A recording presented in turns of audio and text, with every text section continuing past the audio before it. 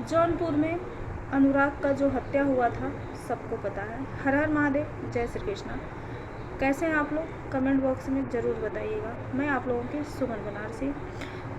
तो थंबनेल देख के आपको पता चल जाएगा कि मैं किसके बारे में बात कर रही हूँ। मैं बात कर रही हूँ 17 साल का बच्चा अनुराग यादव, जौनपुर। उसका मार्मिक तरीके से हत्या कर दिया गया। तलवार से गले को धड़ से अलग कर दिया गया। दबंग लोगों ने एक घर का चिराग बुझा दिया, जबकि ऐसा नहीं होना चाहिए, जघन्य अपराध है। लेकिन उसमें उनके गांव के प्रधान जो हैं पहले दिन से ही बहुत सपोर्ट कर रहे हैं उस परिवार का, और मुझे लग रहा है कि हर गांव का प्रधान ऐसा ही होना चाहिए। लेकिन अभी बात आई कहाँ पर ना, दुख क्या हो रहा है ना कि क्या गरीबों का जीने का अधिकार नहीं है? क्या गरीबों को हमारे देश में इंसाफ नहीं मिलेगा? यही अगर कोई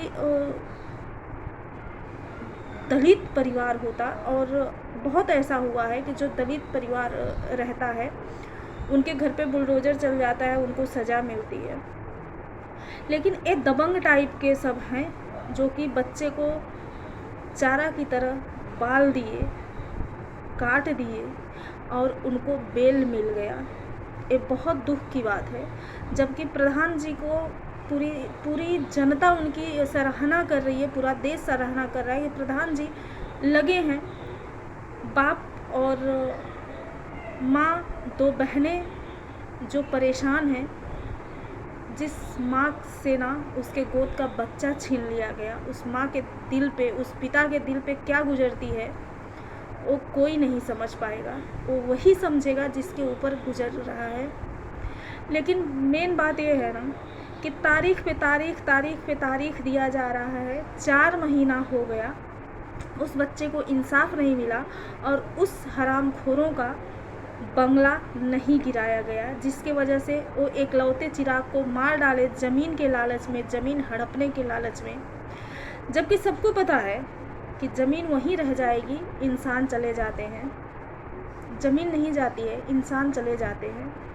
हम चंद टुकड़े ज़मीन के लिए किसी को मार डालते हैं, किसी को जहर दे देते हैं, किसी के साथ छल करते हैं, कुछ चंद टुकड़ों के लिए। ये बहुत गलत है।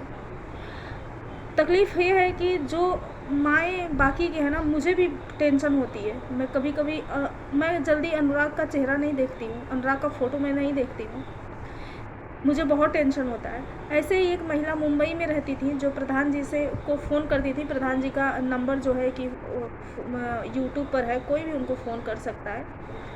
उनको फ़ोन करके यही बोलती थी, और उनको बेटा कब इंसाफ मिलेगा उस बच्चे को, कब इंसाफ मिलेगा उस बच्चे को।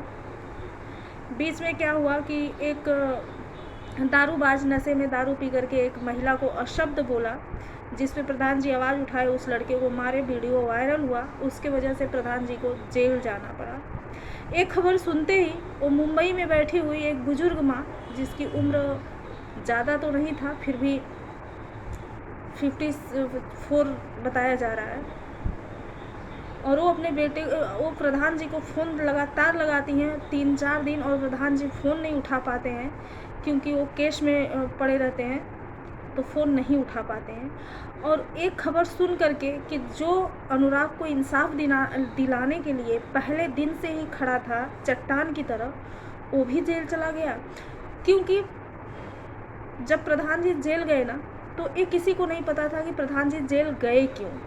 क्योंकि प्रधान जी के पीछे बहुत लोग पड़े हुए थे, बहुत दुश्मन पड़े हुए थे। जो दबंग हैं ना, जो हत्या किए हैं, हत्यारे हैं ना, उनके तरफ से बहुत लोग पड़े हुए थे। बहुत कोशिश किए थे स्टार्टिंग में ही कि प्रधान जी को सज़ा दिलाई जाए।